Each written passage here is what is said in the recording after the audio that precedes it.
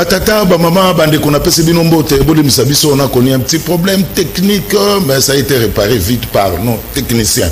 Encore une fois, on appelle ces binombote, mbote, tobandi, Canal Presse à mon collègue Toza, mardi 10 septembre 2024, deuxième numéro à poste pour dans le meilleur championnat du monde. Yangoyo, tobandi, batata, maman.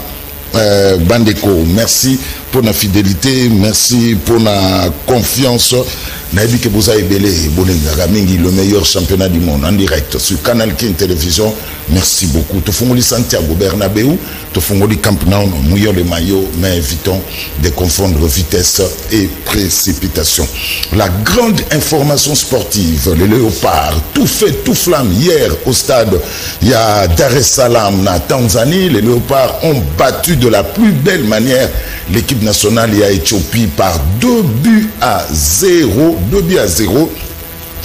Et dans le cadre, il y a deuxième journée, il y a éliminatoire, il y a Coupe d'Afrique des Nations, Maroc, janvier 2025. Les Léopards, lobby, en tout cas, premier mi-temps, c'était 0-0. On attendait, on a eu des doutes. Moi, équipe à moi, Éthiopie, babetaki système, il y a bloc.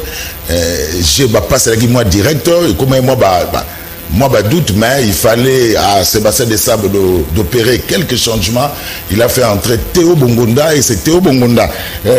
Moutaïko Tcha, premier but sur une belle passe à Joris Kaembe, la défense éthiopienne. Bon, Bakasagi Orgé, non, c'était pas Orgé. Et Théo Bongonda surgit du pied gauche pour battre le gardien éthiopien. C'était 1-0. Et Tobeti, Baegobi Misa Sende, Bakoti, Fiston Maële sur un corner tiré de droite vers la gauche par Elia Meshak. Fiston Maël, un véritable renard de la surface. Nakata Carré, coup de tête, 2-0. C'était le score final. Yamati Yalobi. Malheureusement, Neningana fait revivre but, mais j'ai reçu les images en retard. Le temps, Maïka, moi, Kanadi, Poutuba Zongo, Tobaki, Pesabiso, moi, retard. J'espère qu'à 13h05 avec Yannick Nzuki dans tout le Belamassano, vous aurez le but. Match lobby, mais pour rafraîchir la mémoire, alors 2-0, les Léopards en tête de ce groupe avec 2 sorties. 6 points, c'est bien parti pour les Léopards. Prochaine sortie, ça sera au mois d'octobre pour la 3e et 4e journée au mois d'octobre et puis 5e, 6e journée au mois de novembre parce que la Coupe d'Afrique des Nations, c'est au mois de janvier 2025 au Maroc. Félicitations à tous les joueurs de la République démocratique du Congo, mais ma place dans l'équipe nationale est Zanam. Parce qu'il y a ces joueurs-là où vraiment, selon Ngaï, Bazako Kokana Nouté. Bazo Kokana Nouté, Bazo convaincre Nanouté. 2 sorties pour moi, Meshak, Bazo convaincre Nanouté, na 2 sorties. 2 sorties pour moi et Sende Azo convaincre Nanouté. En tout cas, la bataille est rude. Tout le monde veut jouer dans l'équipe nationale. Il faut vraiment que dans l'équipe nationale, Sébastien Desabre ne sélectionne que le meilleur joueur. Alors, tout ça, la compétition est belée au mois de mars 2025. Tout ça, on est là. Éliminatoire, il y a Coupe du Monde, mais au mois d'octobre déjà, on va jouer la 3e et la 4e journée. Au mois de novembre, 5e et 6e journée. Et puis, la Coupe d'Afrique des Nations interviendra au mois de janvier 2025 au Maroc. Il faudra à nos joueurs qui sont de temps en temps appelés par les sélectionneurs Sébastien Desabre nous prouvent de quoi ils sont capables. J'ai été surpris hier, je m'attendais à ce qu'on monte Maswaku qui a bien joué le vendredi passé au stade de Marty, mais Sébastien Desabre a préféré mettre Joris Kaembe qui m'a convaincu, personnellement qui m'a convaincu, mais le latéral droit, Twanzende jusque-là, il ne me convainc pas encore. Il faudra vraiment beaucoup travailler pour la compétition Oyo. Qu'à cela ne tienne, on est premier du groupe avec 6 points. Bonne chance et félicitations aux Léopards. On m'a appris que 15 joueurs ont déjà poteau à partir il y a Tanzanie parce que cette semaine il y aura déjà le championnat.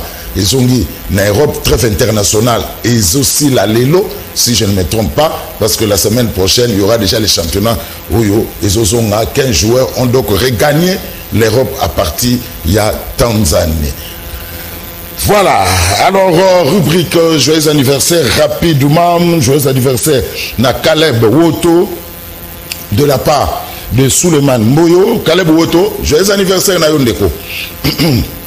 Je m'excuse, joyeux anniversaire na Huguette Moukwetou, joyeux anniversaire Huguette Moukwetou, joyeux anniversaire na yo. Alors, sous Joël Pembele, toujours et encore lui, Joël Pembele, après ce mot, la commissaire supérieure adjointe Jenny Badar, au bien na komo ya Mama Lopango, commandant 3e détachement à PSR Kitambo. Mama Lopango, Jenny Badar, Joël Pembele la pression mbote. Joël Pembele Kaka, après ce mot, na général-major de la République Dodo Chinyama, Itambo, UPI-HP, général-major de la République Dodo Chinyama, Itambo, UPI-HP, Parsec, UPI-HP, le lieutenant Christophe Chilungu, le colonel Kambale Ambassou, José Komanasgon, OPS, UPI-PNC, humble, charismatique, Major Ami Sifamba, Joël Pembele, BLP, Major Ami Sifamba, UPI-HP, commissaire supérieur, commandant district Funa, Segbado no Lolida Cabo Pascal. Oh là là. Segbado no Lolida Cabo Pascal. Je vais permettre la personne Mbote, mon commissaire supérieur, le colonel Kilimunda Rajabou Mike Dele échangeur, colonel Aurel Ungoudi alias Tosa Obika, Jamie West, Tosa Obika. Joël Pembele, merci. Après ce monté, dans la fondation KMC Kayou Dimissa Moukoko, le bâtonnier le plus compétent de tous les bâtonniers de la République démocratique du Congo, il s'appelle Kayou Dimissa Moukoko.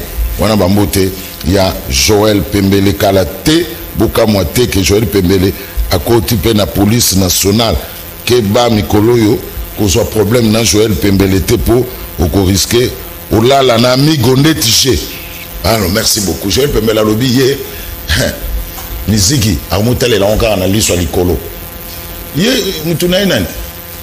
Bina filé. Je vais permettre la bina filé. Naï na komo kene malembe. La police nationale congolaise. Pour Niziki, on peut na sali 15 ans. Ata brasa pamba na komate. Joël Pembele a commis cravate, costume. Mais la musique des Alégaka. Kolata ba pantalon ba taille albi keba bina filé okozanga nga pamba po soika na keba bina filé bo major abengi Segbado na bengi donc naza na choité fona que le musala ya l'état pour la musique 15 ans. Joël Pembele, le bilan est largement négatif. C'est quoi kenaye na police tout ce qu'on appelle musala zo sala. Félicitations. Merci amis téléspectateurs. On a rencontré déjà Christian Mayassi. Il y a ensemble pour la République. Beaucoup de joueurs, Moussou Bazana, Vesteria, Santiago, Bernabeu, na Camp Nou, Bakota, Bokoto. Christian Mayassi, n'a pas sur Mbote. Attention, nous sommes en direct. Il faut passer derrière les caméras. Mbote ne Bouzulu, Mbote na Balandinho sur la Canal Presse. Mbote Ndeko Zulu, Mbote na Balandinho sur la Canal Presse. Merci pour l'invitation. Et salut moi Mikolo Ebele, je pense que Torolobela Maetali et Kolonabiso Congo. Mais avant tout, comme d'habitude, Nalingina a rappelé détention illégale, il y a Ndeko Mike Mukebai, où il y a Kokisi Bongo 16 mois, la prison à Makala, sans jugement, sans un procès sérieux. Vous allez comme Tuna, le Lengeni Koki Koloba, que vous allez dans l'état de droit, ce qui vous allez qu'on dit que l'un de notre un compatriote, père de famille, a incarcéré pendant 16 mois sans jugement. Ndeko Mike Mukebai a sali 11 demandes à liberté provisoire. Toutes les 11 demandes ont été rejetées. Donc le pouvoir en place, parce qu'il s'agit là d'une arrestation politique, ne veut pas voir Mike Mukebai à la Libanda. Vous allez vous déplorer vraiment. Et plutôt que vous le ministre Constant Moutamba, tout comme on a sur les réseaux sociaux, la télévision, partout, qu'on a de la justice, mais il reste silencieux par rapport à dossier à Mike Mukebai. Donc tout le monde dit que ezali malamoute objectif ya ba bazali ko kambabiso ezali que ndeko Mike Mukebai avanda na prison bambula ebele basanza ebele inutilement. Donc toko senga ke ba libérer parce que tout le monde a que ezali vraiment injuste que Azala incarcéré pendant 16 mois sans jugement ezali malamu mengite. Alors Christian Maessi est un grand sportif tout est politique. Autrefois qui match à lobby n'engene. Ouais, match à lobby ezalaki bien. Oui, mais que ngai depuis tozoa coach des sabres, n'a moni quand même que moi philosophie, il y a jeu ezali. Philosophie tactique au Kondo Bibé ya bande koloba. Tozo mona que les léopards évoluent bien sur le terrain, surtout que Basali vraiment mis dans des conditions où l'équipe les Sengeli Zala, il y a un baso produire des résultats. Donc Léopard ça va, en tout cas Kan Drokende certainement, mais tout autant Drokama Kolona Kan to Bunda pour que tout soit titre Mendeko Boudimbu coup de chapeau, Aza quand même na dynamisme wana yako soutenir Léopard Nabiso Malamu, c'est ce que nous voulons, c'est ce que nous souhaitons. Alors bonne chance Naba Léopard Nabiso pour la suite. J'espère que qualification Nabiso na Cannes et Rosala pour que Negro soit na demi-finale la fois passée. Tout tomber ta finale, pourquoi pas tout remporter Coupe d'Afrique des Nations. Par rapport à déplacement à la délégation, oui, Tokenda Nane Belé, mais hier j'ai causé avec un supporter qui a été dans le stade à Tanzania, le Binde Kozulu, avec Didier Boudimou. Il y a une très organisation qui toko toye, qui toko, tu passes une journée qui toko en Tanzanie. Oui, oui, que la délégation, tant que ça a représenté, toko encourager l'équipe nationale dans Libanda, par le passé, c'était beaucoup plus. Ba membre ya ba famille, ba copine, ba nièce, ba neveu, ba ministre, ne ba nego kende na bamboka wana pour voyager, pour go la tourisme na bango. Mais cette fois-ci nous avons vu des supporters, des sportifs, des figures très connues, voilà, animateur na biso to lingarabasa na bataka banzembo wana bazalaki, c'est déjà une bonne chose to osenga que et là on a continué pour que à la longue équipe na biso bazo encouragement na bango ndenge ni sengeli puis ba ela biso ba transparence pe zalaki. Donc mbongo ebimaki na l'état ministre Boudimbu pe a libéré bango eloko na ba match boyende salaka na mama bale salaka bongo na mama bale so bandika bango mama bale so bandika go kataka bambongo abatu yombo yaka na makambo wana toyebi. En tout cas moi je suis dans l'opposition mais nous saluons quand même sur le plan sportif surtout l'encadrement à Léopard Nabiso que le ministre a fait quand même un bon travail jusque là. Merci beaucoup. Alain Sikatedi décidé on est musique à maison mère. Boni. Ah, le Kozulu. Qui m'est allé? Mon arrêté micro moi belé tout ça qui va nous to makambo mabimamboka.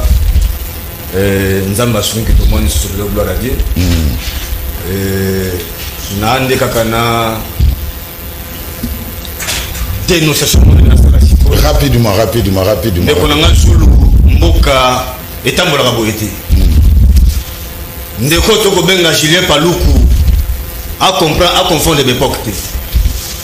Oyebi yana ba congolais oyo bazolu kalolenge kani babunda na ndenge na mo parce que l'état abandonna bango. Yana groupe ba opérateur économique moko ba évoluer dans le domaine ya ba carreau na ba faïence. Ndeko tangwa ye na kati ya ministère oyo commerce extérieur azwaki mokanda moko à interdire kokota ya ba carreau pe ba faïence dans le domaine wana na kati ya mboka na biso na partie ouest. Mais kokangwa ndeko Zulu ba pesa ki bandeko dérogation moko ba lobete ba épuiser ba stock moko suma da bloda kala ba kota na ngo ba teka pandi 12 août et 12 septembre ba six makambo bango nyoso wana avant ba songa makambo ya kushomba bakaro awa mais ndeko nanga Zulu loko mo kamusa biso bandeko bana dans les délais mais eko kamusa ete ndeko nani Paluku aboyeli bango bakota bakaro na bango ba faïence awa pendant que bataki ya délai bakota la biloko na bango malamu mais eko kamusa nini dernièrement awa auti kozwa les mêmes documents ake ko abroger yango apesi accès na bato mosusu bakotisa su biloko wana bakaro mais apesi franchement côté interdiction bakotisa te parce que bandeko no bakolela ti lelo na nungu tokoyoka nzoka yende aza oyo azali moko d'actionnaire na kati ya Safir.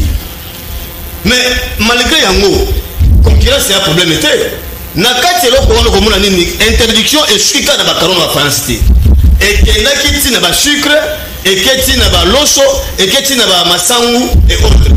Mais babiloko mosusu wana pe ba barre de fer atiki yango ya telenika akota bakaro lobia wa akoti déjà lo mosusu ekotaki mais alboyi kokota bandeko mosusu bakota pendant que tango bandeko banota karo de malamu karo enoti kama na mètre carré na enoti kama na 2.8 $. Oui, cité. Mais les lots ma kabuto osala wana karo komi na 3.7 $.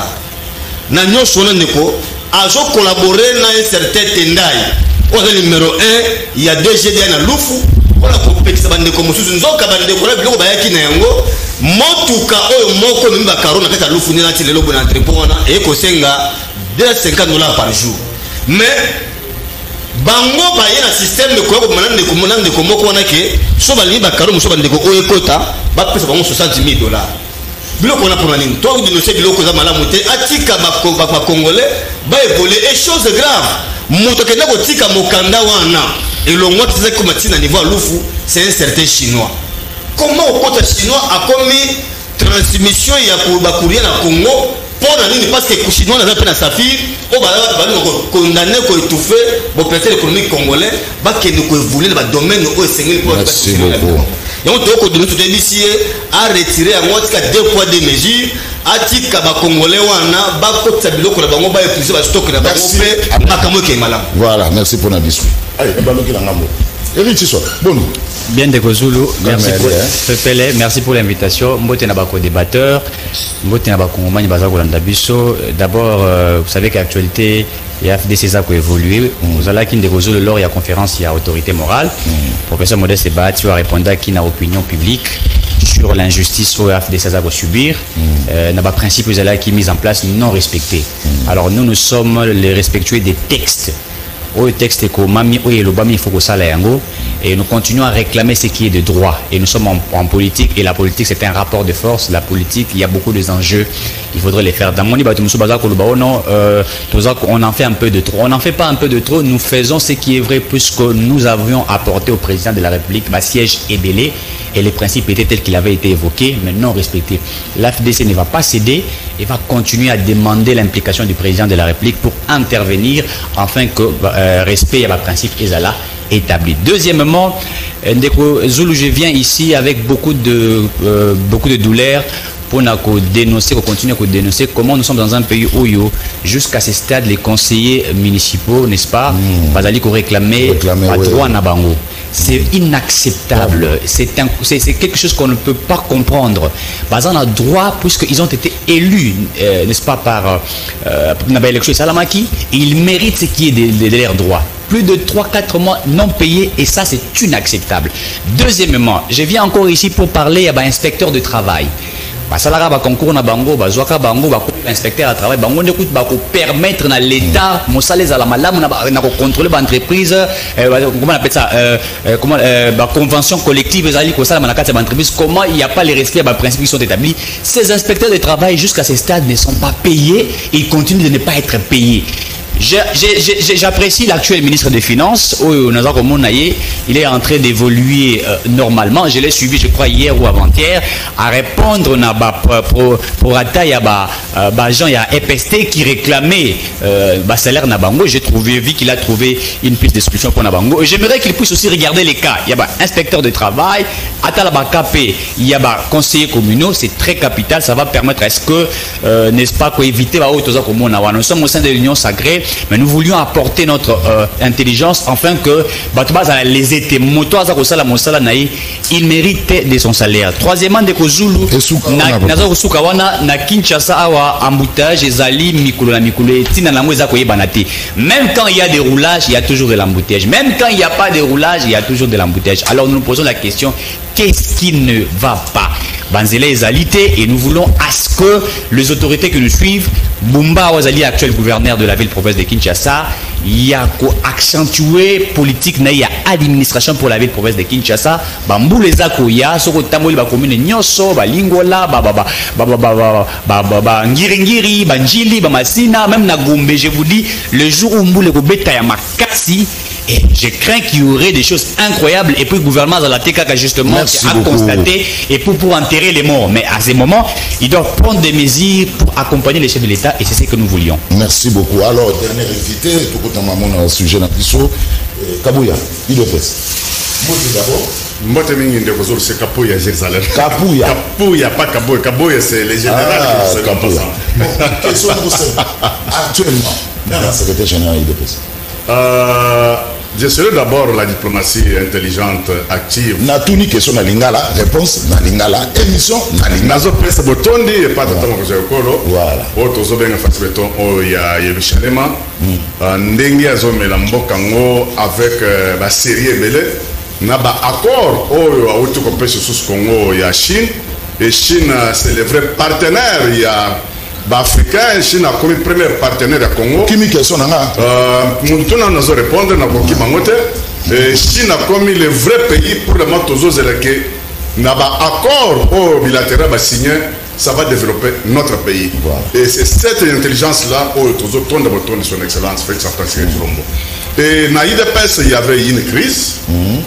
Tous a des gouvernements, tous a CG, mon apôtre chef, AK-47 au Kabouya, avec Deogracia Bizimo, mais j'avais apprécié intelligence. Sagesse, il y a maman, comme elle est toujours comptée comme première combattante, soit combattante de premier rang, il a intelligence, sagesse pour faire soit pour faire atterrir tous les deux partis en douceur parce que il y avait déjà des prophéties, il y a fouet qui déjà on a hécatombe soit pour na kokufa de peste et bakade ba profita qui ba créer qui oya bango ba combataba pour que samedi wana makile tanga il de peste panzana mais heureusement hélas sagesse ya mère elle a désactivé bombe atomique.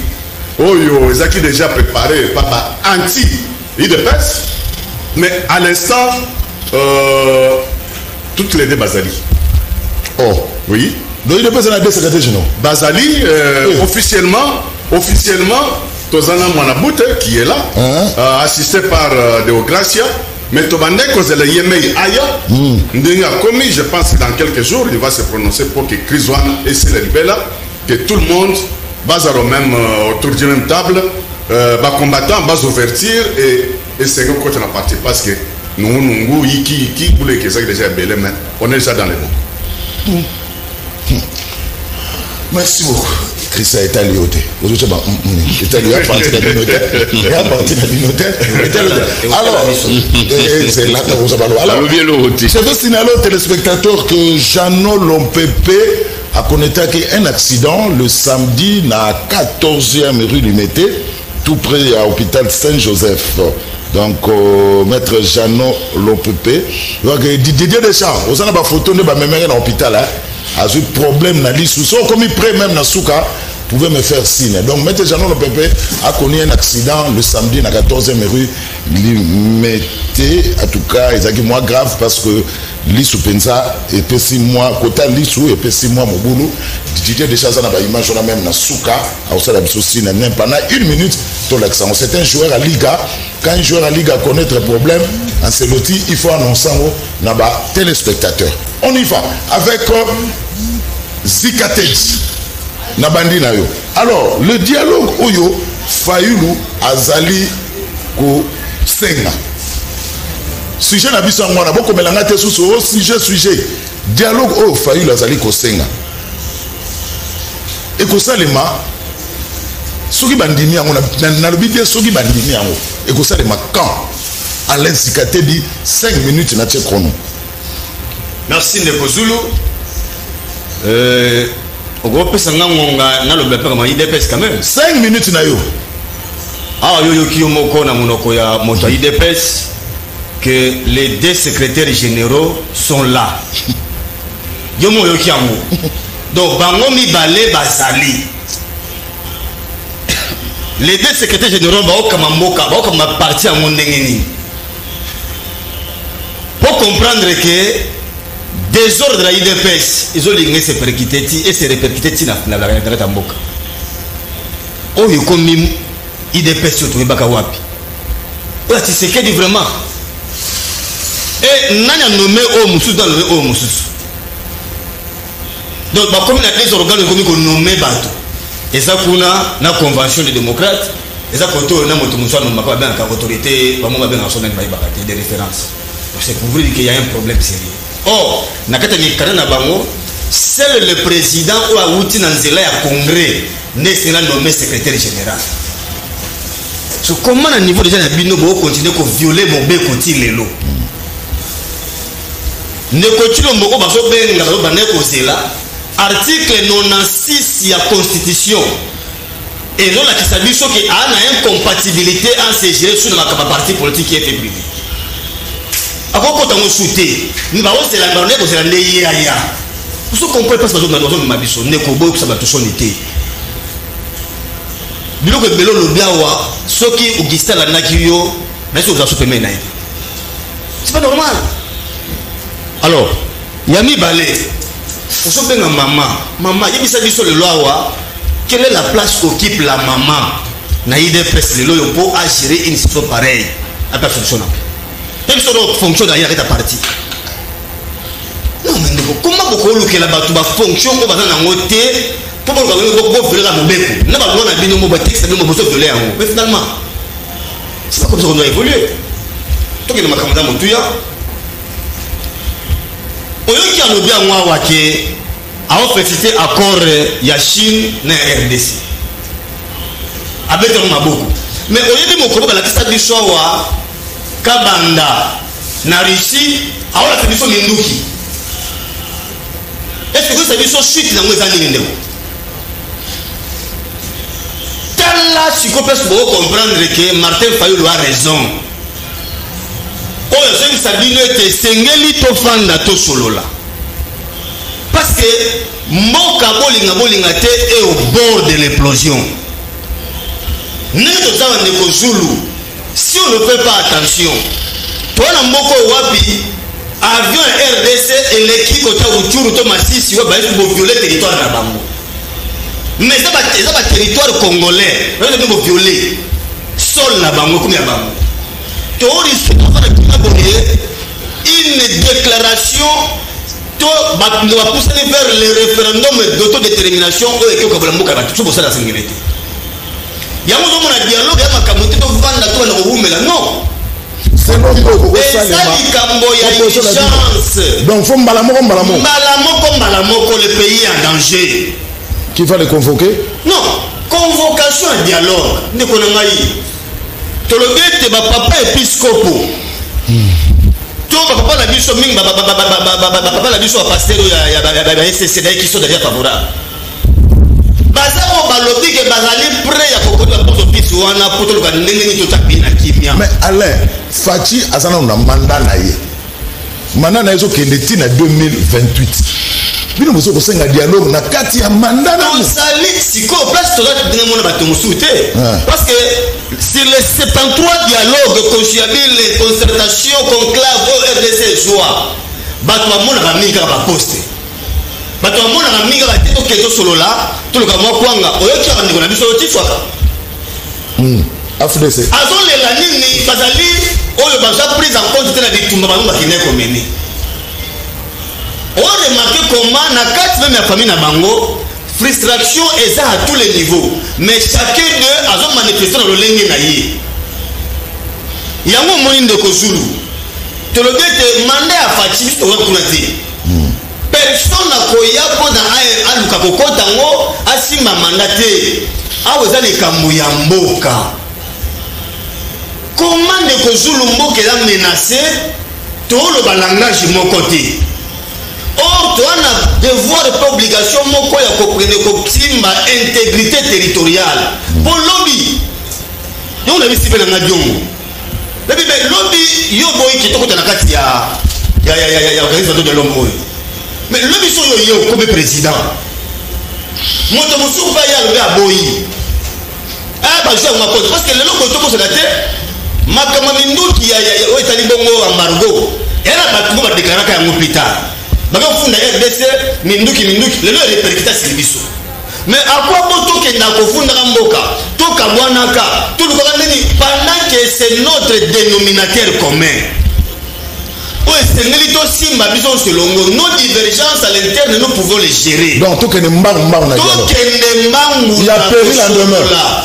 Il y a péril en demeure parce que le pays est menacé. Merci Alex. Parce que yo moni le lingue quand ni mboke au kambama otali la vampirisation financière détournement après la vampirisation financière. Non non oyo kotala lobino niveau oyo mbongo Congo ezokende ezoliama ezopanzana il y a un problème. Merci Alex Katedi. Il y a un problème au monde. Nous avons encore un sérieux problème il y a toza ba réforme malamu pour na ba politique carcérale ya Congo. Merci Alain. Merci. L'urgence s'impose. Merci. Kapouya, l'urgence s'impose. Il y a péril en demeure. Il faut aller au dialogue le plus vite que possible. Dixit Alain Zikatedi. Il y a ici. Oui, 5 minutes. Nous avons un éclaircissement. Oui. Et si Bazalaga, il y a toujours des divergences et des convergences. Il dépêche et que c'est une partie partie familiale, la partie privée. C'est ça l'IDPS. L'IDPS est la seule partie, la partie traditionnelle. Oyo mutu ata moko na Congo a quoi le cas en politique sans passer par école IDPS. Avec deux secrétaires généraux. Normalement, officiellement, c'est Jean qui est là parce qu'il n'est pas encore sorti. Il n'est pas encore démissionnaire et Nan va récupérer procuration spéciale au Yémen. C'est là où je suis en train de parler que non, la seule pour le moment qui est officielle, c'est CG Kaboya. L'autre, il est là en attendant pour qu'on puisse au moins faire taire Babron pour dire que Aza ou bien Azate. C'est ça le vrai parti. Là où on prône la liberté d'expression, la démocratie, il n'y a que l'IDPS. Différemment avec ma partie de et si quand mère à côté mère Aza parmi bateau un passage à partie. C'est la seule personne où il y a fait une sphinx et c'est que dans Moulumba du début jusqu'à la fin et à mon indéniable politique l'union se vanda kolamba matongo midi pourquoi et là intervenir parce que il est ces qui déjà na débandade tendance gauche balingi ba matela tendance droite on mobiso lelo et kapon. Mais c'est là où on voit la sagesse. Il y a Moutou Oyo, Aza membre d'honneur et parti, Azali membre du comité, il y a un sage. Et là, fait ce qu'il devrait faire pour sauver le maître. Je ne vois pas pourquoi Batu Yala Mouka, parce que Bangonde Babanda Kozembo, il devrait se passer. Tokotala, ce qui va se passer le samedi. Mais Hero Oyo, la bombe a été désamorcée en douceur. Allez, bon sambo. Tokei, nous avons un dialogue. Ndoki Ndeko Zulu, ça me fait très mal voir des Ndoki Yaba Congolais. Oyo Bazo projeté toujours au dialogue Nakati Amasolo Congo. Ça m'a fait très mal. Depuis que le Congo est Congo, dialogue, Oyo Izananu, Oyo Bisoto Ebake, dialogue Salamana, intérêt Congolais exact. Ceux qui ont bandé en 1960, Moukolo Oya table ronde. Les Congolais, Badriblaka Bango et pas Belge. Pesa Piso, soi-disant indépendance à gauche, va récupérer à droite. Et toi, un dialogue, nous sommes éminents sans compter dialogue Mike, tout ça c'est Oyo et Potakamboka. Toi, un dialogue, nous sommes Oya San City.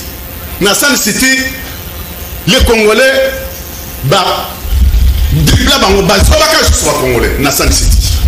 So est-ce que tu as un dialogue mususu ya na ko tanga ba dialogue parce que hier na banda ko tanga nombre ba dialogue et comment jusqu'à 80 ceux qui 70 dialogue. Ceux qui tozo sur la conférence nationale souveraine. Tozo na ba 3 acteurs oyo azaka président conférence que son nom est reste mémoire Mosengo. Tozo na deuxième acteur Sphinx Tshisekedi.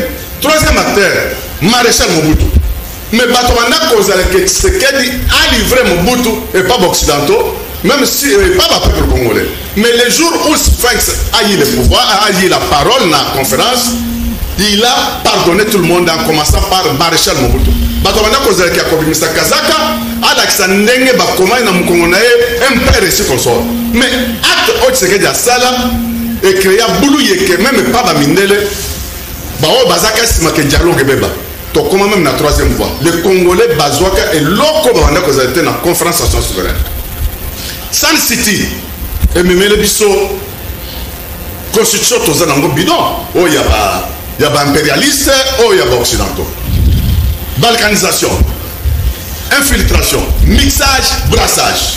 Mais ça me fait très mal de voir encore Lelo, Fayolo, Namutala, Mukaza Plaswana, Bazoloba, Likamboya, dialogue. Qui va convoquer le dialogue? Qui va donner le format, soit définir le dialogue? C'est son excellent truc, ça doit être. Mais yé à yé, c'est bien. Mais là où ça me fait très mal, Namunoko, il y a bateau à la mouka, bazao, bako, pèse biso, au peuple azozela. Il y a eu sortie médiatique, moko, il y a Ndeko Fayoulou. Qu'est-ce qu'il a dit? Alors, que Nakamba, le sénateur a vu Joseph Kabila Kabange, a s'installé déjà 75%, il y a procédure, il y a balkanisation. Maintenant, bazo senga dialogue. Na meso ana Kabila kozala ou bien kozate presque Kabuya si nani Kabila assez nani Fayulu assez a disqualifié Kabila que tout ce que autozana ngole lo brassage, mixage, intégration, tuerie, maguié nyonso tozana ça s'appelle Joseph Kabila avec Afdel et accord de l'Emera na mixage wa sala. Mais aujourd'hui au Sénégal Kabila a kozala ou bien kozalate. Pas ya liboso. Pas ya mibale. Nous avons Nanga avec Batunava Ngo, il y a fleuve Congo se confort. Ils ont quand même des civils congolais des innocents, Babouaki Bombo Kota Sake, Kota Goma, et que Kokoye na Kaya ba réfugiés. Des paisibles citoyens congolais des innocents Bakoufaki. Batouana Bakozala na dialogue ou bien Bakozala te. Bamakenga na Bawili Ngoma, se disent que Bazala Congolais. Na dialogue wana bakozala ou bien bakozala te. Bon, ça me fait c'est de n'importe quoi ça, c'est ça c'est n'importe quoi. Hein? C'est des histoires. Oh, le peuple congolais, bazozo bango et pas ba homme politique Congo, bazo kende kozwa contact avec les occidentaux pour déstabiliser le Congo, faciliter la balkanisation et faciliter que Mboka et Kabouadesko nous venons et Mboka Zobela et urgence. Quelle urgence? Vraiment, ça me fait très mal. Si tu vois un Congolais, un Congolais te parle de dialogue, Bissoyi de peste, Tozaba victime de dialogue belé. Oh, il y a 150 sur le côté qui a 5 ans. Les derniers jours, oh, Sphinx et Tchense dans le Falka qui est na poto. Akendaka na enveloppe na kombo ya mutu atie na enveloppe apesa basango na keyi tokanisi ke nono bokotika la kocha en applicabilité mayo nyonso so na dialogue premier ministre akote na ide presse toyebaka te jusqu'aujourd'hui nani bapesa enveloppe nani atanga songola ngo ayebisaka biso kombo ya mutu oyo Sphinx Tshisekedi atikeli biso comprenez. Donc Kapuya IDPS n'est pas partie prenant dans le dialogue. S'il faut aller dans le dialogue, la personne censée y a convoqué dialogue, n'a qu'à faire sa format dialogue. C'est son excellence. Merci beaucoup. Ce n'est pas Fayoulou à quelque chose de contact qui n'a pas Mindele et tout ça pour venir faciliter balkanisation, intégration. Merci beaucoup. N'a qu'à faire mercenaires, terroristes et des génocidaires. Il y a des Congolais. Merci beaucoup. Allez, Christian Maël, c'est ensemble pour la République. Pour ceux qui des années. Na dialogue au Fayulu Azoseng. Ndeko Zulu, merci pour la question. D'abord, on a apporté correctif moko. Ndeko, il y a eu des pèses à Benga Moutou à la Mouka. Ngana Moutou à la Mouka te. Ngana Zali, membre et ensemble pour la République, il y a Ndeko Moïse Katumbi. Ndeko Zulu, Ezali, Passia.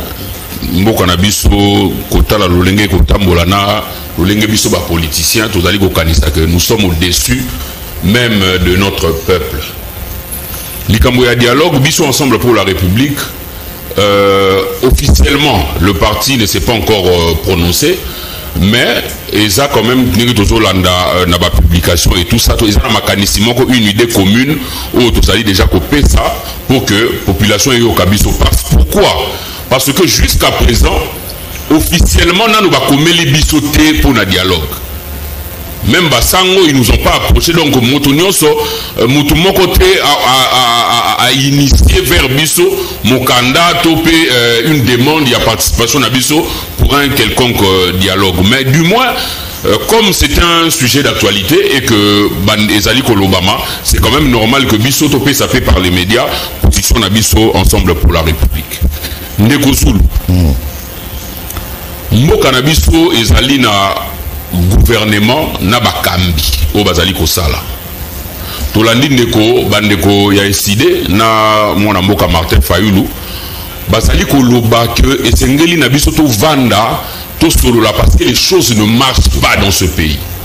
On est tous d'accord que les choses ne marchent pas, mais si les choses ne marchent pas exact pour tous les cohésion nationale, c'est parce que ceux qui nous dirigent ne font pas leur travail correctement. Wana bazolo bangote. Oui. Aujourd'hui, quand le président élu, banda babani ma dialogue président élu ezo bimasu na monoko ba. Ils ont sauté. Pourquoi? Bande ko bandi ko pesa biso raison malembe. L'élection outi koleka awa biso na bango tozalaki d'accord que nous avons eu des élections chaotiques. Moïse Katumbi a fait une déclaration avec Fayulu et les autres candidats. Il y a même annulation. Il y a autre simulacre et élection. Parce que pour la biso de Félix Tshisekedi a joué mandat où il y a une volonté à peupleter plutôt par les machines à voter que nous avons vu être distribuées comme des petits pains. Biso ensemble pour la République, nous nous sommes réunis. Dans le banc on a plateau, Moïse Katumbi ne voulait pas que tout les députés, les sénateurs, on a dans l'Assemblée nationale, dans le Sénat. Quand le comité directeur du parti s'est réuni, on a levé l'option, ensemble avec les élus Nabiso, il fallait partir. Bien que Moïse Katumbi n'était pas pour. Comme il est dans l'ensemble, et que même s'il est président national, il n'est pas au-dessus du parti, Katumbi s'est soumis à la majorité. Pourquoi Tokende? Par respect à notre peuple. Parce que les députés Nabiso, selon Kadima, machine à voter. Ça veut dire qu'ils ont été élus de manière correcte et sérieuse par respect à ce peuple-là. Et pour continuer notre combat, tout le monde a une institution. Tout comme les bandeko. Et c'est une organisation d'opposition, tout ça a porte-parole. Quand porte-parole, il y a opposition, et Zali qu'on légitime pouvoir y a négocié l'ombo. Donc, le cas de va débuter dans l'Assemblée nationale. Et que dans le porte-parole, il y a opposition, et Zali pour légitimer pouvoir y a Félix Tshisekedi. Oh, l'acte convoquant les dialogues. Tu vois que le dialogue, mais mon candidat, ça va donner un dialogue. Tshisekedi, Tshilombo, vous signé. Mais vous ne le reconnaissez pas comme président de la République. Donc, le cas où on reconnaître Félix, président de la République, c'est pour un dialogue. Pas pour une institution ou ensemble pour la République accueillie. Maintenant, il nous donne raison. Ce qui te revend dans le Félix Tshisekedi. Félix Tshisekedi a revend dans la table, na titanine, na qualité nini. Donc tout le monde dit que ils nous ont rejoints, mais oui, que à la tête de ce pays, il peut y avoir de mauvaises élections, mais nous avons constaté un fait. Le fait c'est quoi? M. Félix Tshisekedi est président de la République, bien qu'illégitimement en fonction. Nous le disons. Autre chose, Ndeko Zulu. Ndeko nous devons comprendre que tu as vendre na mesa pour na makambu ya guerre. Mais tu as kina likambo détournement faut vendre na ngona table. Si tu recommandes to vendre na likambo ba bongisa nzela ya kabinda, il faut to lobela ngona dialogue. Basta la il faut est-ce que vraiment pour arrêter les détournements dans ce pays, il faut que tout s'arrête to vendre autour d'une table. Moi je pense que c'est la responsabilité du gouvernement. Si Félix Tshisekedi est en train d'échouer, il échoue. Le peuple constate. Pourquoi de l'Union Européenne Beki? Pourquoi de lui la question à peuple n'a que lui, Félix Tshisekedi, n'est responsable de rien? Donc, celui qui dialogue, oui, pour la biso, et biso ensemble pour la République, nous n'allons pas être les accompagnateurs d'un régime incompétent. Tolobi yango polele. Soki ba moni ke makanisi na bango bazali na makanisi oya kovanda pona kotambusa mboka. Palais de la Nation ezali na cité ya Oyoa, demandez une audience, allez voir Félix. Soumettez-lui vos propositions. Pourquoi vous n'avez pas commis une affaire nationale au point de nous dire Ndeko Zulu que Moto a un dialogue, il a fallu lutter, c'est la Congolais, Azana Kagame. Ça veut dire quoi ça? Logiquement, donc nous disons ceci. Ndeko Zulu, il y a guerre, il y a détournement, parce qu'il y a un régime qui est en train de jouer dans ce secteur-là. Et pour te vendre Ndeko Zulu, n'a pas assurance ni que ceux qui te reconnaissent la résolution on est vous allez appliquer. Toyebi que Ndeko Tshisekedi n'a pas ninga na ye ba respecter l'engagement na ba coordonner. Tous allez na Genève na bango. Toponi Martin Fayulu candidat lobi na Tongo Tshisekedi lobi ngana vous allez candidat parce que base poninga. Ba keina na Nairobi na Kamere. Yo kozala candidat na oyo koyangane na ozala candidat Kamera tika ozala candidat président de la République. Constitution ezali mobeko likondi union sacrée na Ndeko Félix Tshisekedi ba ko respecter yango te. Et bon kaka maître kanga na dialogue ne ba ko respecter yango. Wana to moni que ezali malamu te. Et puis Ndeko Zulu moto ya koya koyebisa bino ke dialogue ezali kambo kabola ba poste ezali makambo lokuta. Pona nini? Soki to se mettre autour d'une table. Pour recevoir la résolution. Et pour appliquer cette résolution, on aura besoin des hommes. Il y a la nomination, il y a dialogue pour que Batouana balande la haute Hollandais comme donc il y aura partage des gâteaux. Il y aura partage des gâteaux. Sauf que tu continues la logique et que tu y es autour à Félix Tshisekedi. Tu t'embousses ensemble. Parce que il y a un mandat dans FSU en 2028. Si on a 2028, il y a des émissions que, ok, maintenant on sait ça, l'élection, on a poussé en moyen d'organiser l'élection exacte. Moi je pense qu'on ne peut pas nous maintenir dans une confusion. Urgence, il est l'eau et Zali, dialogue paix. Le dialogue n'est pas une urgence. L'urgence c'est de donner à notre population le pain, la nourriture, l'électricité et l'eau potable. Merci. Et puis pourquoi ne Kozulu biso va politicien? Tout comme il organise que peuple a solo belabiso sur le logo morote. Dialogue de Roya Tolati va conçu par Cravate Nabiso. Tozui va perdre Nabiso. Et surtout que financement et dialogue wana, c'est le gouvernement. Oui, c'est le gouvernement qui va financer ce dialogue. C'est tout fananzala, de dialogue en dialogue, et Zali Malamou. Oui, attendons 2028, constatons l'échec de Félix. Et puis concernant l'insécurité, Fayulu nous a dit à la campagne ici. Guerre Tozali comme on a S, Zali Tilombo, Namuninga na Kagame.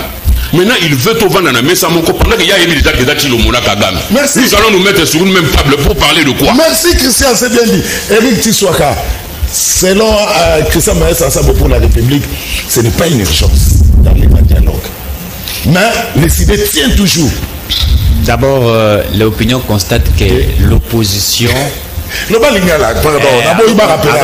L'opposition a zappé unité. Il y a des divergences. Ça dit même aussi à l'union sacrée, divergence paix et Zalaka. Donc on comprend déjà ici, il y a l'opposition, Martin Fayulu et Moïse Katumbi, qui a une sorte de guerre froide. Et c'est bien que dialogue, ils a demandé l'union sacrée. Ce n'est pas l'union sacrée qui était l'initiateur, il y a Oyo Fayulu lobby, c'est Martin Fayulu lui-même qui a proposé à ce que dialogue et Zala. En fait, dialogue et Zali culture africaine. Il faut vraiment tout le bayango. Nous sommes habitués en Afrique, même en RDC, de se parler. Même en famille, on est habitué de se parler à chaque moment. Vous vous rappellerez que le 7 le secrétaire Yasikana Yakala, Bakoya et tout ça là. Mais comme Maman Marthe a vu que ce qui est le roi des salami et que Bomi sa partie, a convoqué dialogue. Ce qui a été fait là, c'est un dialogue. Vous avez vu Augustin Kabouya, vous avez vu Kimekoti Moutomakile Tanité. On ne peut pas refuser la proposition d'un acteur politique. On ne peut pas refuser.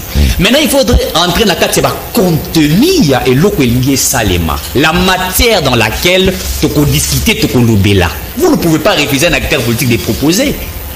On ne peut pas refuser. Non, mais sur base de Nini. Fayulu na Katumbi zali guerre. Et à Moïse Katumbi, Moïse Katumbi comme candidat. D'abord, on a élection, il va être un candidat unique. Fayou la boya qui a monté en Athénée des voix qui tombent depuis l'Afrique du Sud, vous allez vous rappeler. Voilà. Tout a commencé par ça. Fayou le côté ça pour proposer ma camoussa pour consulter Moïse Katumbi. Moïse Katumbi pas ça qu'on s'est silica, ça la fait ma camoussa. Ça dit il y a une guerre froide qui existait contre Bango. Vous avez remonté. Ndé Katumbi le bien. Donc plus que les toi tu ça la boye. Yo boya qui si quoi yo comme si sous Félix Sango. Vous avez remonté. Ndé baza ko wana. C'est là où il y a la guerre. Mais le parler entre les Congolais, on ne peut pas l'interdire, le parler. On peut que parler surtout de la question, on a consolidé la question de la sécurité à la population. Sur base, il y a autant que monde appartient au niveau est de la République. Si les acteurs politiques vont le bien Mokonzamoka, consulter ici Bisso, on aurait déclarer guerre, on aurait ça, comment on aurait trouver la solution pour résoudre la question de l'insécurité.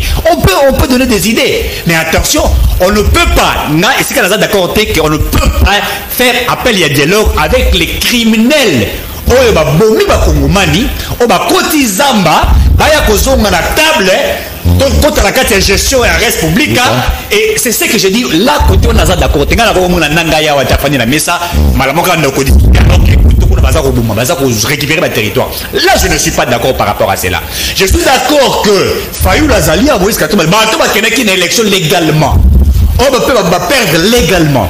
Ils ont une chose à proposer pour les pays. On peut accepter. Ils peuvent faire des propositions. Là n'est pas un problème que les acteurs politiques peuvent parler. Mais ma camarade élection, il y a un dialogue sur base de quoi?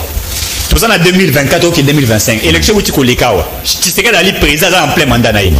Accepter qu'il y ait le dialogue sur base des élections voudrait dire que vous avez prolongé pour le disséquer du mandat sans le savoir. Et ça, nous sommes en politique et il faut le battre par la nation. Et vous-même, vous allez dire qu'il a triché, il a glissé. Alors que vous allez les donner les béquilles pour à ça le glissement. Donc, si vous voulez parler des dialogues, parlons sur la matière de la sécurité qui est dans la partie est de la République. Quand la STT n'a quoi moutou. On peut se dire, voilà, qu'est-ce qu'on peut faire, quels sont les mécanismes, quelles sont les stratégies. Adolphe Mouzitou nous a proposé de faire la guerre avec le Rwanda. Il peut dire au chef de l'État, j'ai des technicités, des méthodologies, on a proposé, on ne peut pas refuser.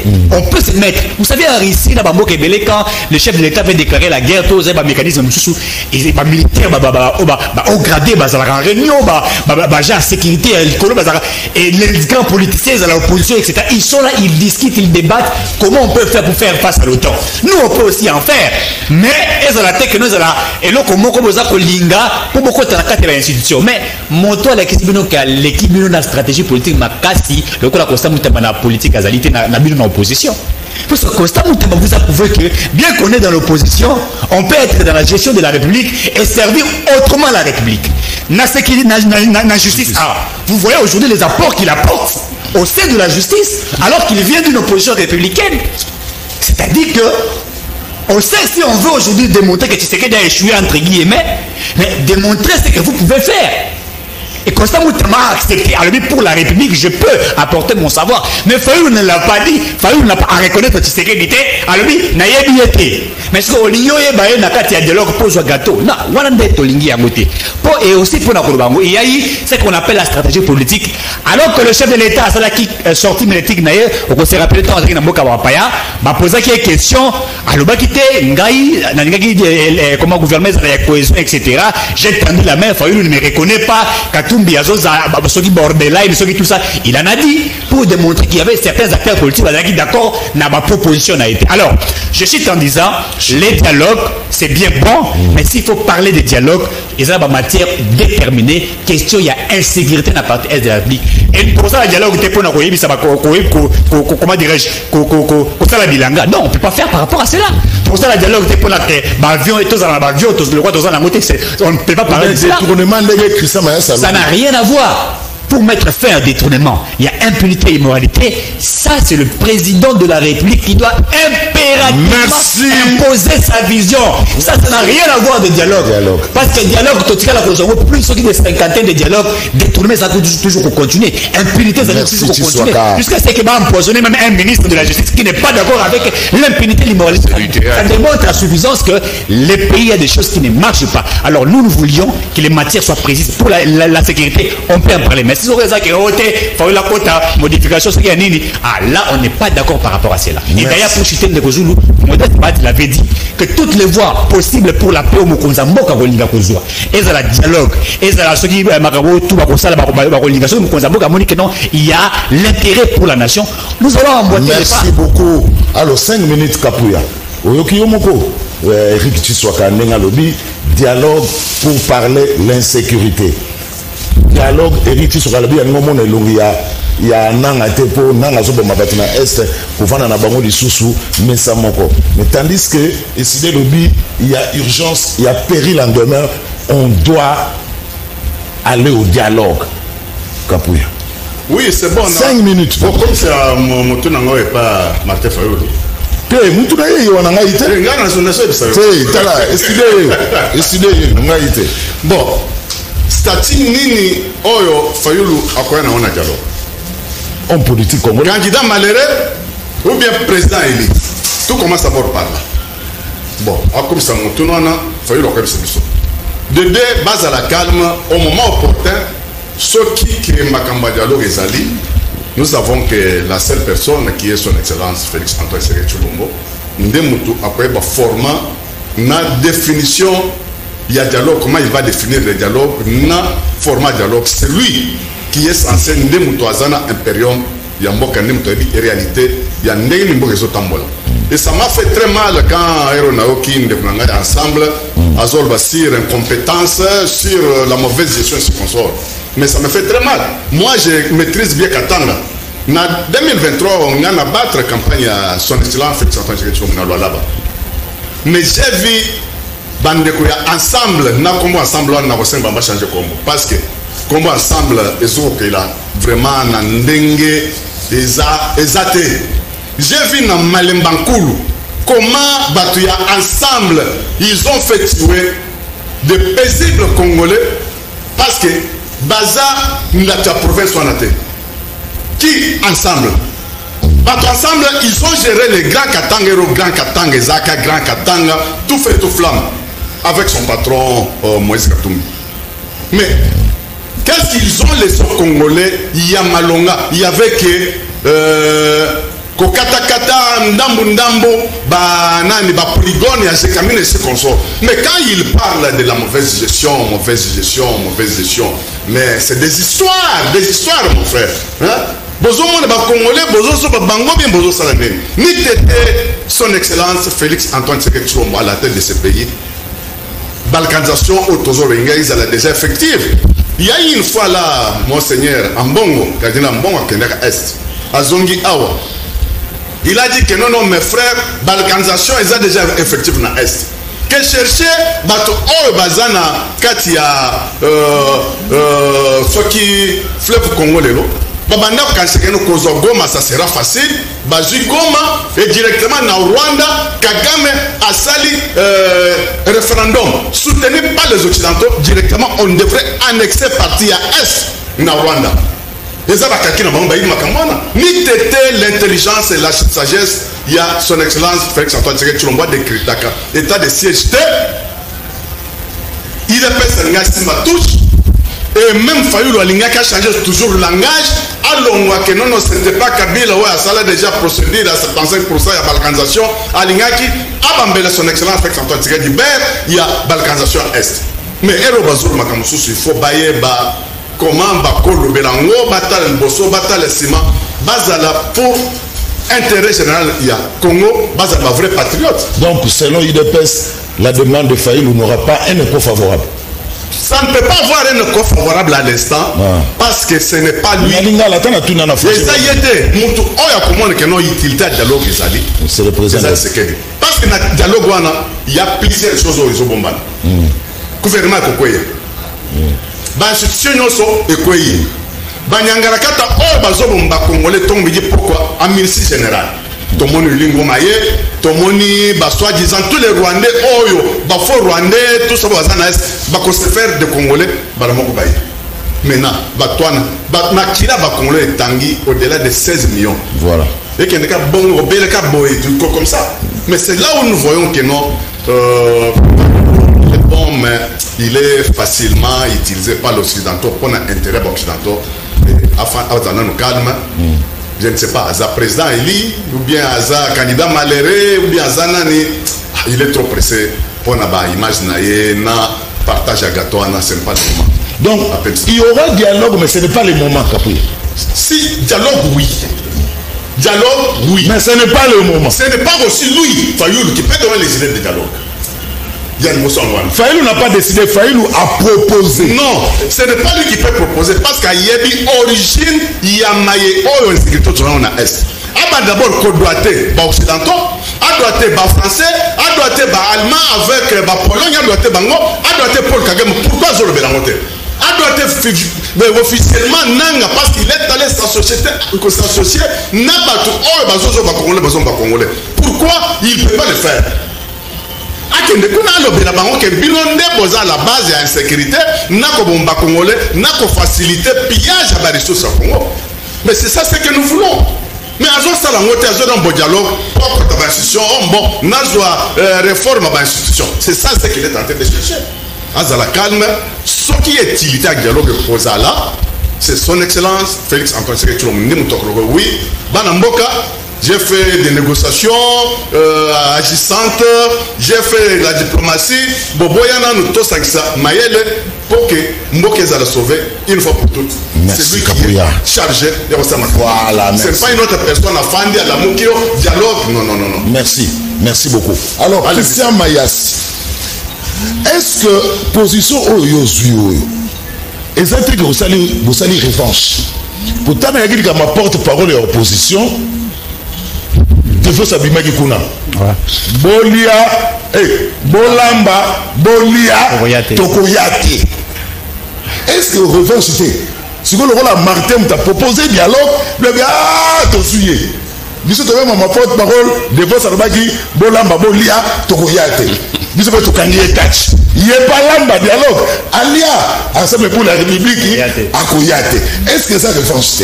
Non, et ça revanche parce que Ndeko Martin Fayoulou, Azalaki libre, il y a qu'à répondre à l'appel Nabisoto Salaki. D'ailleurs, c'était un appel constitutionnel parce que loi portant statut de l'opposition, le lobby Nabiso clairement que opposition et ali parlementaire na extra parlementaire. Il fallait tout coutana pour élaborer un règlement d'ordre pour que tout soit porte-parole et opposition. Moi je pense que une réponse beaucoup plus sérieuse que Bolamba Bolia Tokoyate. Ça c'était pas nous respecter. Likambuya dialogue oyo biso pekisi na Martin Fayoulou a pesa makanisi. C'est un Congolais a goïgo pesa makanisi nenge ya zomona. Parce que 2018-2023 il y a une vérité des urnes. Maintenant, on va se rendre compte que la vérité des urnes, ça passe plus dans l'opinion. Maintenant, c'est la cohésion nationale. Si tu regardes en 2028, on est habitué à ce genre de choses. Mais bisous ensemble, c'est pas que Tolingi Tovana na Messati. Bisous comme on a bisous ensemble pour la République. Ça veut dire que si nous allons nous mettre ensemble un jour, Ndeko-Zulu, et Sengele, ça va prendre un problème profond. Et pas pour un gouvernement, de suite, il y a mauvaise gestion, mauvaise gouvernance na bango moko. Et puis, atakou doué na dialogue. Atakou Fayoulou, par exemple, a suite primature. S'il n'a pas l'Assemblée nationale, ce qui dit qu'il y a 470 députés naïe, même si n'importe quel opposant va tirer premier ministre, est-ce qu'il saura exécuter son programme correctement? Dans le but que Fayoulou a besoin de poste. Là, je fais une supposition. Et puis, ils sont ensemble pour la République. Et ça dit, la parti politique, mon côté, au banio, comme il a un régime ou une opposition, que les cabines sont ensemble pour la République. Mike Moukeba est incarcéré. Chéribin Okenda Koufi n'a pas condition, au but de notre yebi. Salomon Escadela a passé près de 9 mois dans la prison Makala. Nous avons Motomoussou dans la partie de Jean-Marc Kaboun qui a été condamné illégalement à Watomoni. Comment est-ce que Kaboun, pour seulement avoir quitté l'UDPS, il a été arrêté? Autre chose, Ndeko Zulu, Ezali, impunité au Ezali na Makaïstali ba Kokufa ya Bato. Tout est comme on a un massacre na Kilwa. Aucune arrestation, aucun procès sérieux.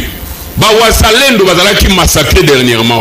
Dernièrement, tout le monde dans la prison à Makala. Ça veut dire que biso, tu y a par plaisir parce que tu qui dialogue, il faut tout y aller. Non. Nous allons poser nos préalables. Dans le bien, si on nous intéresse de manière sérieuse par rapport à cette histoire. Mais nous emballer dans l'histoire, il a fallu sans fondement, nous voyons que nous allons perdre notre temps pour rien. Et pour nous soulever l'UDPS, l'UDPS, vous n'êtes pas mieux placé, il y a coupé sa leçon sur le tribalisme.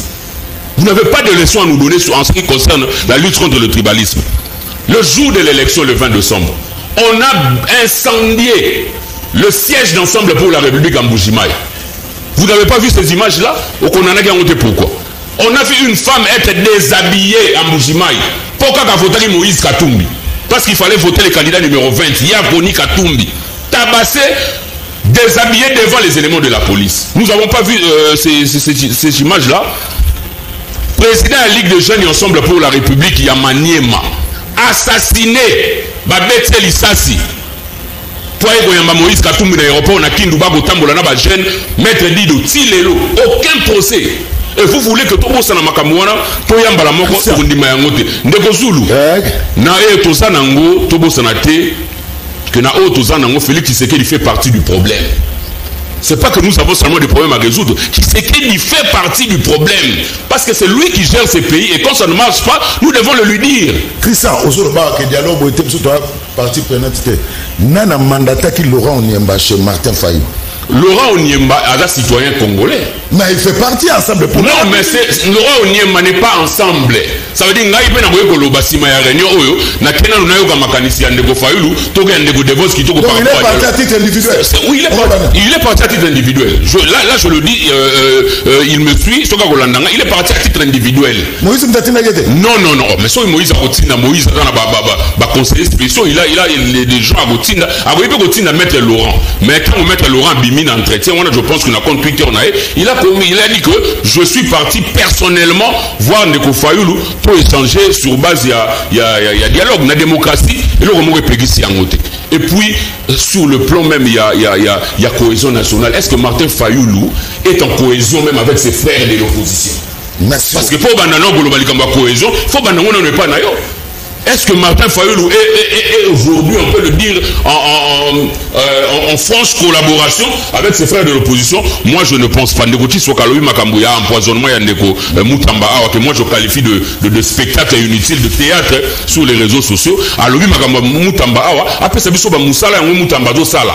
Parce qu'il ne faut pas confondre qu'on sera tout le temps à TV, dans les réseaux sociaux, n'a Moussala réellement. Donc moi je pense que le peuple congolais n'a pas besoin de savoir Makambouya, on voit tous ces spectacles, Bakangi Biro, photo, poison, communiqué, que le ministre a été empoisonné. Et qui vous dit qu'il n'y a pas d'autres ministres qui sont empoisonnés? Merci. Donc si tu es empoisonné, tu dois en faire un communiqué public comme ça. Merci beaucoup. Ndeko Moutamba atika populisme, asala musala na epi biso toko zela ina makamu ya Mike Mukebai. Toko zela ina makamu Mike Mukebai, ako loba makamu nyonso ya justice, sauf likama Mike Mukebai, to lingi ya ngote. Merci beaucoup. Na changer système âgé. Alain Zikatedi. Demande à na changer système âgé. Il faut aller.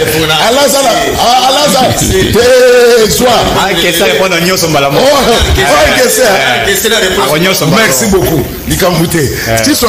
Il me reste 10 minutes. 5. Alors, Hollande Assemblée pour la République, nos partants, l'opposition est divisée, mais Christian Maria Salobi demande un dialogue sans fondement. Éric Tshisekedi. Bon, d'abord, Azo est nié que Onyemba Kenda qui puisse il est au cadre du parti. Onyemba n'est pas n'importe qui. Oui. Au cadre du parti. Ensemble pour la République. Donc il ne peut pas prendre une décision seule sans consulter celui qui est comme l'autorité de référence et à partir ensemble. Sur le faire, s'il vous plaît. Le faire, Ezali manque de respect dans la hiérarchie, dans l'autorité. Ezali va comportement au Valentin Bagasala, il a été récité par Kabila. Alors je suis allé comme personnalité politique, ça l'a coûté cher. On ne peut pas faire ça. On doit soit informer. Peut-être à titre personnel, j'ai été invité et l'autorité peut vous dire bon, il n'y a pas de problème, vous pouvez, il y a pas de, si ça n'engage pas l'ensemble, c'est vos affaires, vous pouvez y aller. Mais sur la cri, quand on ça formé Moïse Katumbi, je crois qu'il a dit haute trahison. Les amis là reprochent à Rango, Francis Kalombo et les autres là, nous on a quatre reprocher. Mais c'est pas bien. Et c'est pas bien. C'est pas bien. Deuxièmement, au lobby que moi j'ai parlé de Moutamba puisqu'il vient de l'opposition et tout lobby et Zali spectacle et théâtre. S'il vous plaît, soyons quand même sérieux. On ne peut pas qualifier aussi la mort de Chéribé Okende comme spectacle, comme théâtre. Ceux qui vont dire lobby que non, mort et Chéribé Okende, quand la Moro est un spectacle, et théâtre. Vous ne serez pas d'accord avec cela. Alors vous ne pouvez pas, quand il y a des médecins qui viennent sali, diagnostic, trouver un ministre de la justice empoisonné et sa vie est en danger, et vous dites ici dans les spectacles. Non, c'est pas des spectacles. Puisqu'il y a des médecins sérieux qui ont vu cela, et pas seulement lui qui est empoisonné, même Bato Bazali Nakatia Kabine Naye qui sont empoisonnés, affirmés. Et vous n'êtes pas médecin, au sali contre-expertise, et vous êtes sur le plateau pour dire spectacle théâtre. Non, ce n'est pas des spectacles. C'est que Moutambazali Kosala a une réforme et appareil judiciaire. Lorsque Babino Boza Koboya qui Makala a koto ndaka po muto ayibilo so na quartier batindi na Makala. Po muto aswani na muto batindi na Makala. Makala est tourné belé alors que les vrais détourneurs ne sont pas Makala. Alors il faut que tout ton prison est belé. Mbongo batchaka pour la retomber prison mususu détourné. C'est Moutamba qui l'a dévoilé. 5 millions de dollars. 5 millions de dollars. S'il vous plaît. On le dit bien. Un ministre a déploré le but 5 millions de dollars détournés. L'IGF est déjà saisi et nous allons aller jusqu'à la fin pour que les auteurs soient arrêtés. Ça veut dire quoi? Ça veut dire que tout ça n'a qu'à ta procédure. Il faut apprécier les réformes qui sont faites. Nambongo va greffer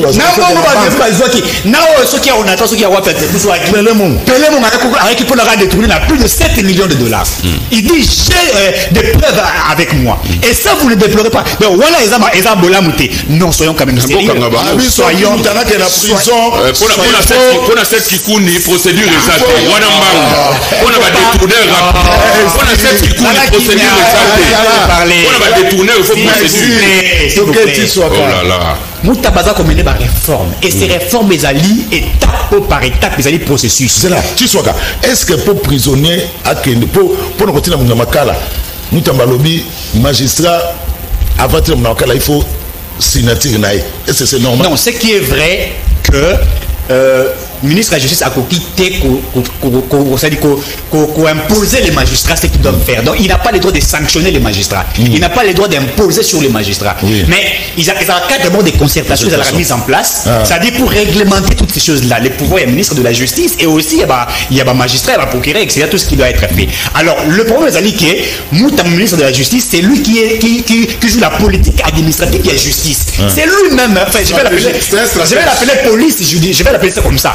C'est police judiciaire, c'est-à-dire que administrer la politique même juridique ou la justice pour il va échanger dans le cadre de concertation avec les magistrats pour voir comment ils peuvent faire. Lorsqu'ils constatent que prison capacité à réceptionner Batou et l'équipe de Batou chaque jour à chaque moment et Batou dans ma condition alors non, il faut tout banda kombinisa muke tout en prison et ça la moins pas cacher ça la moins belé pour permettre que Batou un prisonnier mérite aussi la vie. Un prisonnier, ils allaient juste sanctionner, mais après la sanction, le monsieur peut sortir, éduquer, et évidemment, c'est comme ça que ça devrait se faire. Alors, quand il réclame, il constate cela, le magistrat, la carte politique n'a pas mot. Il y a qu'on soit Kanyaka, pour monter le plus fort, n'a pas qu'un serré qui sera pour Ngana, là, Mbongo. À Kangis, à Pesti, magistrat Mbongo, magistrat à Tiningamba, la mort, on a bolo, peut-être sans Kosamba. Alors, non, ça ne peut pas se faire de cette manière. Désormais, Mototou sur le mot de Timbaïna, il faut toyeba bakotinda sur base ya nini est-ce que basambisi est-ce que wana akaliba magistrat pour la tête qui coule ni biloko ezate akaliba magistrat club yango na lobby yango esalié que rapport de force.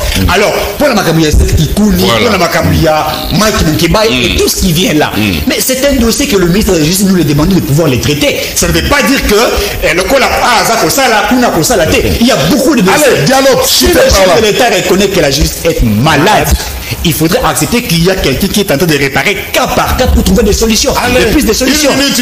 Pour le matin, il y a des spectacles puisqu'il s'agit de la vie d'un ministre de la Justice et garde des Sceaux. Makamboya dialogue. Moi, je l'ai dit ici. Un acteur politique a proposé, tout ça, quand on a 4 CG où ils allaient important, ils allaient sur la question de l'insécurité dans la partie est de la République. Nous pouvons lever des options, peut-être pour nous la guerre avec le Rwanda. Nous pouvons lever des options pour tout le partenariat sur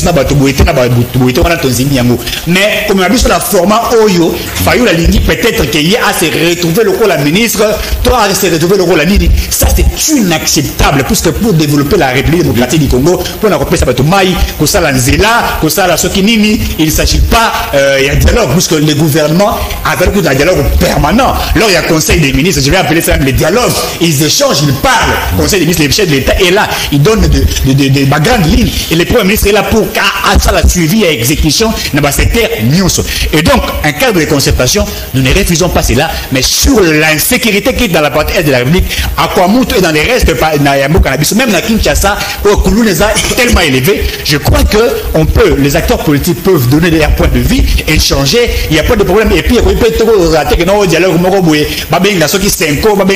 tout ça. J'ai même vu certains acteurs politiques ici, Fayoulou, je crois, à l'époque, aurait même demandé que le président français à l'époque, si je ne me trompe pas, que Aya Azala Lokola, médiateur à l'époque, il avait demandé cela. C'est inacceptable. On ne peut pas accepter ce genre de bêtises.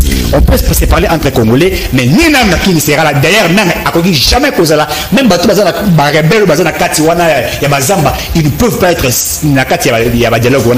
C'est entre Congolais qu'on peut se parler. Allez, c'est Kateti. Aux unions sortent. Dialogue. 10 minutes. Il est 10h53. On a passé 6 minutes. Bon, d'abord, la Makamutamba. 6 minutes. Zulu. Na bitu teti swakani nango ale ko soutenir Mutamba tina Kongo. Otunye mituna malamu awa. Motoloko la Mutamba qualité na zana yango ya ko ba prisonnier.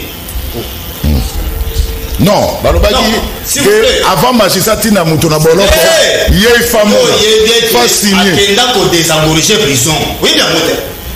Alors que c'est ça le concept qu'il a utilisé. Akenda ko désengorger prison.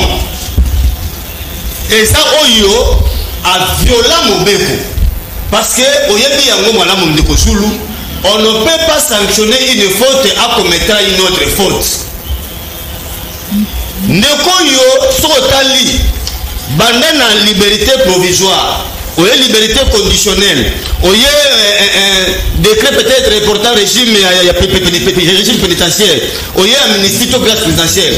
Ministre intervient na place de mon côté. Mais yo mona ye makambo sala a se porta gara akena ko sa makambo sala wana abimisa bato. Yami balé. Aventure ambigi oyo bozoli nga retrouver on normal. Boko misango ya solo papa yo makambo poison etala. Donc on dit ça biso que cabinet ya Mutamba ezalaka sécurisé. Et donc, on peut venir, on entre, on sort comme si rien n'était. C'est pas possible. Et il y a mis balai. Bon, il s'est dit, aventure les salamans. Et ça va le même jour, on a aventure ça, na makala. Non, mais nous avons des informations, mais parce que vous avez le loba, vous pousser tout le loba, pour il y a mis balai. Ndeko nangai Christian soki nana des hypothèses makamozo lobao soit au sala chia ennemi bino na kanabino soit botikali ba frustré comme bokanisa ki biso totaki bino mabete ceux qui ont tali démarche na biso ya makamo tali porte parole là on le veut mon bandeliao Moïse Katumbi a signé qui va communiquer conjoint au moins 3 na président Fayoulou pour na kolakisa que y a eu simulacre d'élection. Il n'y a pas eu élection.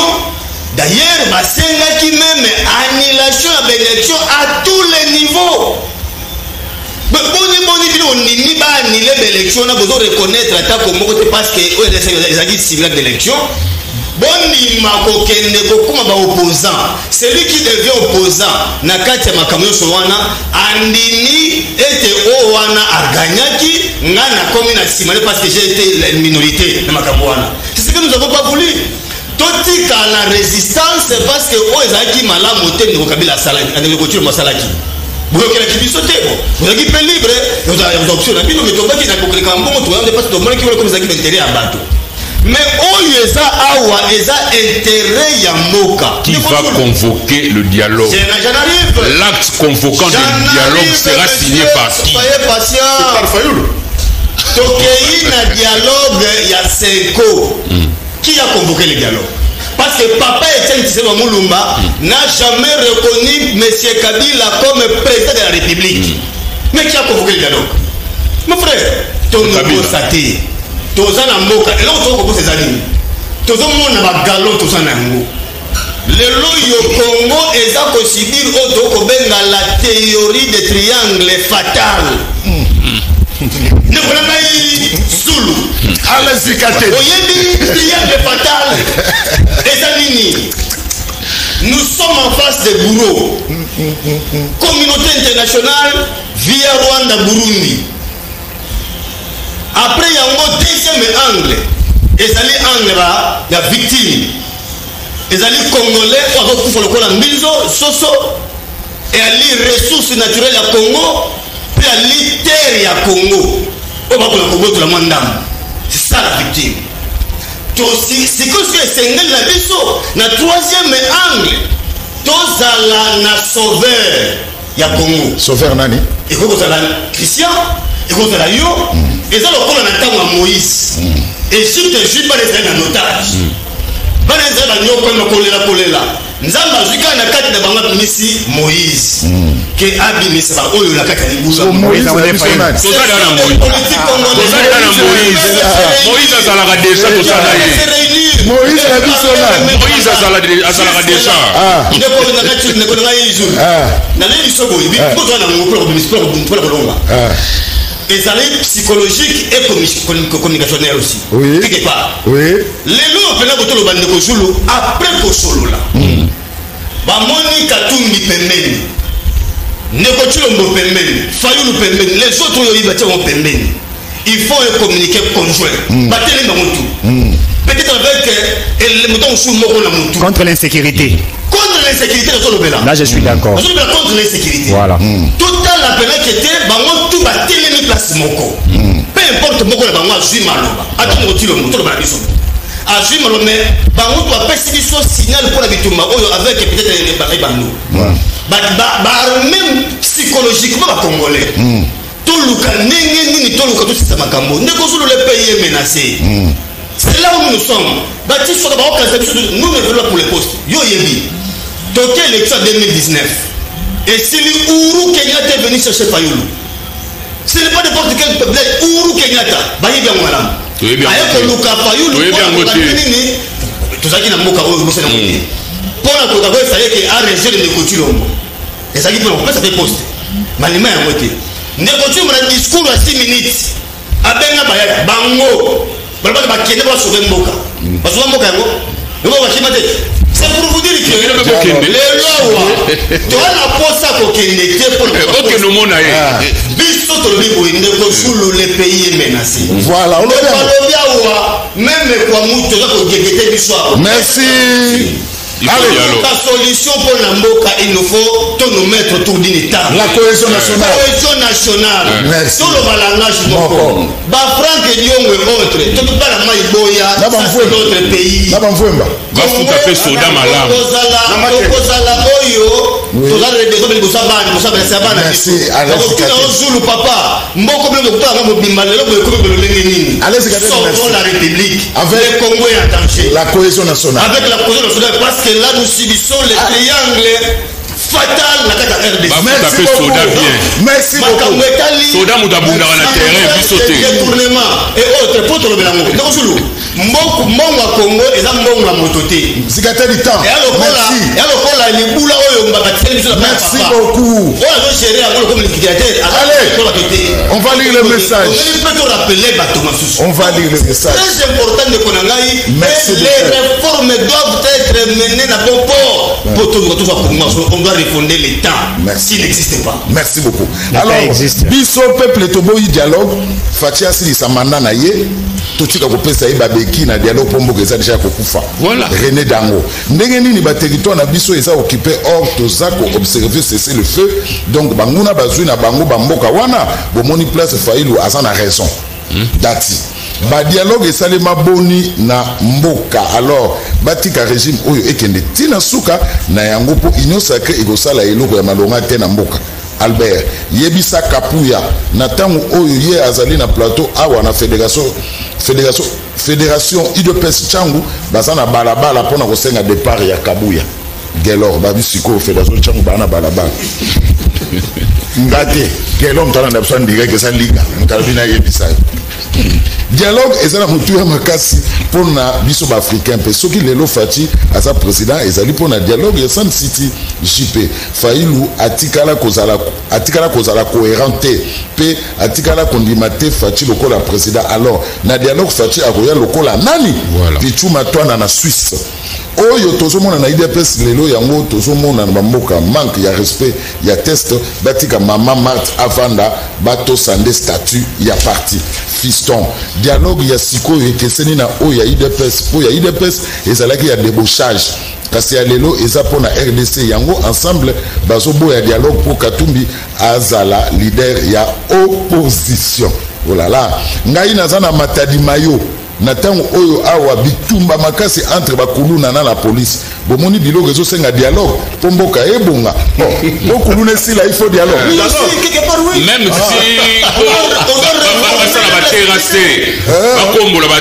si il faut dialogue. Merci beaucoup mukolo oyo bapoliticien bakobosa na Katumbi Fayulu Tshisekedi pe bamisusu pe bakolobela technologie pe agriculture wana mboka ebandi kobonga pe baparti ebele ekokufa kapoya. Merci na Tisoka. Merci. Merci beaucoup. Allez-y, Katedi. Merci. Merci à vous, très chers téléspectateurs. Ça n'est donc terminé. Merci. Na ndenge bozalaki bela Olanda biso place à Laurent Fabrice. Lelo Laurent. Oui, Mike.